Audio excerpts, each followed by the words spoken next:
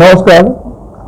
পঞ্চম ঘর, পঞ্চম ঘরে কোন গ্রহ থাকলে তার কি ফল হয় এবং পঞ্চম ঘর থেকে আমরা কি বিচার করি? পঞ্চম ঘর থেকে জ্ঞান, বুদ্ধি, সন্তান এসব নিয়ে বিচার করি। নিজেদের উচ্চ শিক্ষা সেটা নিয়ে বিচার করা হয়। আর বিচার করা হয় যে পূর্বজন্মের যে ফল সেটা নিয়েও পঞ্চম ঘর থেকে কিন্তু বিচার করা হয়ে থাকে। এখন দেখুন, পশু আর মানুষের মধ্যে পার্থক্য কি? পশুদের শুধু তারা একটা জিনিস হচ্ছে ভোগ আর হচ্ছে তাদের বংশবৃদ্ধি। এই দুটো কাজ কিন্তু পশুরা করে, এর বাইরে কিন্তু তাদের কোনো কাজ নেই। কিন্তু মনুষ্য জগতের ভোগ, বংশবৃদ্ধি, সেই সাথে তাদের চেতনা, তাদের চিন্তাভাবনা, তাদের বুদ্ধি, তাদের এই বুদ্ধির বিকাশের মাধ্যমে যে প্রগতি, এই জিনিসগুলো কিন্তু মনুষ্য জগতের মধ্যে কিন্তু আছে। পশুরা থাকে ভোগজনিতে আর মনুষ্য জগৎ থাকে কর্মজনিতে। আমরা অনেক কিছু অর্জন করতে পারি, সেই চেতনা মানুষের মধ্যে আছে।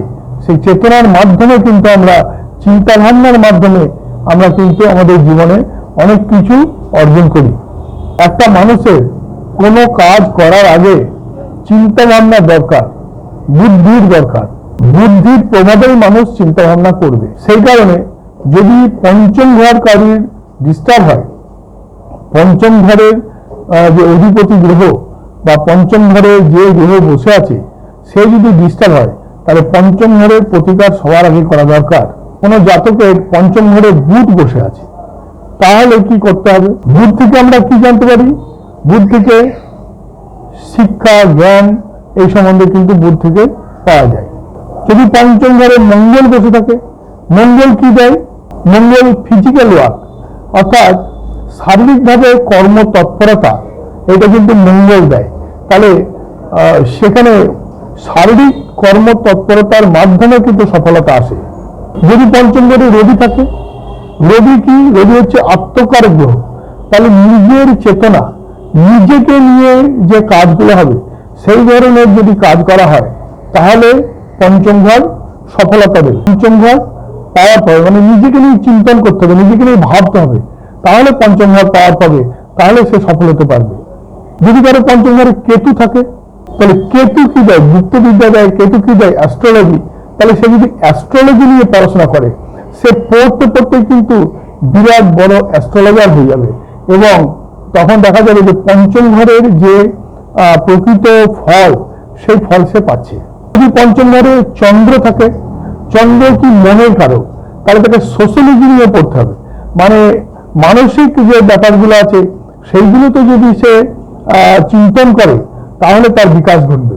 শারীরিকভাবে সে যদি সুইমিং করে, কারণ চন্দ্র জলের কারক, তাহলে তার মানে পঞ্চম ঘরের বিকাশ ঘটবে, পঞ্চম ঘর একটা পাওয়ারফুল হয়ে যাবে। মানে যেমন জল, জল কিন্তু কোনো সময় স্থির নয়, সবসময় কিন্তু নড়াচড়া করে, সে নদী হোক, খাল হোক, বিল হোক বা পুকুরি হোক।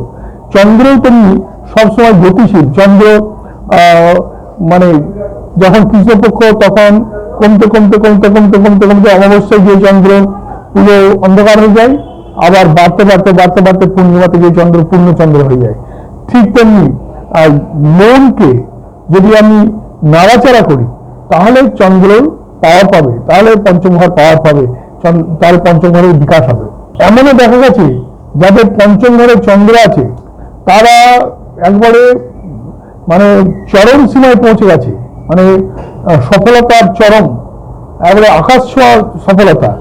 আবার কখনো দেখা গেছে পঞ্চম ঘরে চন্দ্র থাকার জন্য সে একেবারে মানে নিঃশেষ হয়ে গেছে, রাস্তায় নেমে এসছে। তো এই কারণেই চন্দ্র যদি পঞ্চমে থাকে, সবসময় চন্দ্র যাতে পাওয়ার পায়, চন্দ্র যাতে বিকাশ হয়, সেই কাজগুলো করতে হবে। একটা জিনিস মনে রাখতে হবে যে যতগুলো গ্রহ আছে, যে 9টা গ্রহ আছে, চন্দ্র সবচেয়ে ফাস্ট চলে, সবচেয়ে দ্রুত গতিতে চলে চন্দ্র।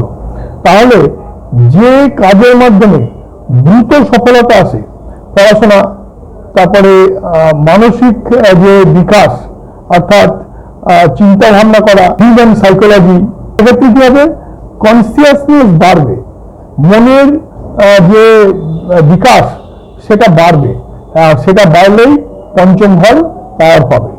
মানে আপনাকে শিখতে হবে যে আনকন্ডিশনালি মানে কিভাবে আমি মানে ওপরে উঠতে পারবো, আমি কোনো কিছু মানে সম্পূর্ণ, যদি আমি কাউকে ভালোবাসি তাহলে আনকন্ডিশনালি কিভাবে ভালোবাসা যায়, কোনো কিছু বিনিময় নয়, সেই চেতনা কিন্তু চন্দ্র দেয়। যেটাই হোক সেটা শর্তহীন ভাবে করতে হবে, সে ব্যক্তি হোক, বস্তু হোক, যাই কিছু হোক না কেন, তবেই চেতনার উন্নতি হবে, তবেই পঞ্চম ঘরে মানে পাওয়ার পাবে। যদি পঞ্চম ঘরে রাহু থাকে, রাহু কি করে, রাহু হঠাৎ করে কোনো কিছু মানে চরম সীমায় পৌঁছে দেয়, আর হঠাৎ করে কোনো জিনিসকে নিচে নামিয়ে দেয়। যদি ধরা যায় কোনো একটা ব্যক্তিকে একটা অনুষ্ঠান পরিচালনা করার দায়িত্ব দেওয়া হয়েছে, তাহলে সে ওই যে জনসমাগমের মধ্যে থেকে সে কিন্তু বুঝে নেবে যে কার দিকে ফোকাস করতে হবে, মানে কে অনুষ্ঠানটা ভালোভাবে অনুধাবন করছে, কে ধরছে না। তো এই গুণটা কিন্তু যার পঞ্চমে রাহু আছে সে তার মধ্যে আছে, মানে সে সেটাকে খুব ভালোভাবে মানে পরিচালনা করতে পারবে, অনুধাবন করতে পারবে, মানে কাদেরকে ফোকাস করা দরকার সেই জিনিসটা সে কিন্তু বুঝতে পারবে। এটা কিন্তু রাহুর গুণ। কোন জায়গাটায় বেশি অ্যাটেনশন দেওয়া উচিত, কোন জায়গাটায় বেশি ধ্যান দেওয়া উচিত, সেটা কিন্তু সে বুঝতে পারবে। কোনো মানুষের সম্বন্ধে আপনি ভাবছেন, যদি তার সম্বন্ধে আপনি পজিটিভ ভাবেন, তাহলে কিন্তু আপনার ঊর্জাটা কিন্তু তার মধ্যে যাবে, এবং ধীরে ধীরে তার মনের মধ্যেও কিন্তু একটা পজিটিভ ভাবনার চিন্তা শুরু হবে। আর যদি নেগেটিভ ভাবা হয় তাহলে কিন্তু নেগেটিভটাই ফিরে আসবে। তাই সবসময় পজিটিভ ভাবতে হবে। তাহলে আপনি যদি পজিটিভ ভাবেন তাহলে আপনার পজিটিভ ঊর্জাটা তার কাছে যাবে। যেমন ইথার তরঙ্গে যে কাজগুলো হয় সেগুলোকে আমরা দেখতে পাই, আমাদের ওয়াইফাইয়ের যে সিগন্যাল সেটা কি দেখতে পাই না। ঠিক তেমনি আমাদের যে চিন্তা ভাবনার মাধ্যমে যে ঊর্জা যায় সেটা কিন্তু আমরা দেখতে পাই না, কিন্তু এটা কাজ করে।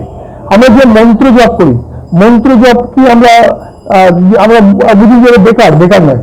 মন্ত্র জপের মাধ্যমে যখন আমাদের জিহ্বা নড়াচড়া করছে, তার মাধ্যমে কিন্তু আমাদের ঊর্জা যাচ্ছে, এবং সেটা কিন্তু আমাদের ভেতরেই কিন্তু কাজ করছে, একটা শক্তি তৈরি হচ্ছে।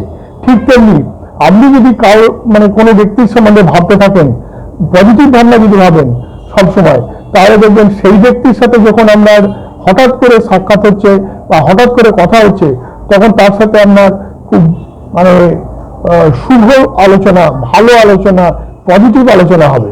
আর যদি তার সাথে মানে খারাপ ভাবতে থাকেন, যদি তার সাথে নেগেটিভ ভাবনা ভাবতে থাকেন, তাহলে তার মধ্যে কিন্তু একটা নেগেটিভ ঊর্জা তৈরি হবে। ফলে কি হবে, যখনই কথা হবে বা দেখা সাক্ষাৎ হবে, একটা দ্বন্দ্ব তৈরি হবে। পঞ্চমে যদি কাউরি রাহু থাকে, সে যদি বেদ অধ্যয়ন করতে থাকে, তাহলে সেই বেদের মতো শক্তি সে কিন্তু অর্জন করে যাবে। মানে রাহুর এতটাই কিন্তু পাওয়ার। যদি সে জ্যোতিষ নিয়ে পড়াশোনা করতে থাকে, সে কিন্তু বিখ্যাত জ্যোতিষ হয়ে যাবে। আবার যদি সে ক্রিমিনাল সাইকোলজি নিয়ে পড়াশোনা করতে থাকে, তাহলে কিন্তু সে কুখ্যাত ক্রিমিনাল তৈরি হয়ে যাবে। তাই পঞ্চম ঘরে রাহু থাকলে কোন কাজ করা দরকার সেইটা কিন্তু খুব গুরুত্বপূর্ণ। যদি পঞ্চম ঘরে রাহু থাকে আর সে যদি মানি ম্যানেজমেন্ট, অর্থাৎ কিভাবে মানে মানি মেকিং, অর্থাৎ পয়সা কি করে মানে রোজগার করা যায়, পয়সা কি করে তৈরি হয়, কি করে মানুষ মানে তাড়াতাড়ি মানে ক্যাপিটাল বাড়াতে পারে, সেইটা নিয়ে যদি সে পড়াশোনা করে, তাহলে সে কিন্তু খুব ভালো মানি ম্যানেজমেন্টের একজন গাইড বা গাইডেন্স দেওয়ার মতো লোক কিন্তু সে হয়ে যেতে পারে। পঞ্চম ঘরে কোনো জাতকের বা জাতিকার বৃহস্পতি থাকে, তাহলে কি হবে যে বৃহস্পতি কি কাজ করে, গুরুর কাজ করে। বৃহস্পতি কি কাজ করে, শিক্ষকের কাজ করে।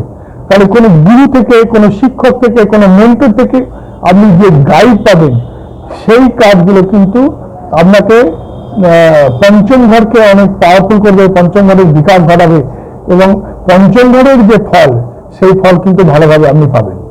শনি যদি পঞ্চম হয়, তাহলে সে ডিসিপ্লিন, নিয়মানুবর্তিতা, এগুলোর মধ্যে সে যত থাকবে তত তার চেতনা বৃদ্ধি হবে, তত পঞ্চম ঘর পাওয়ারফুল হবে।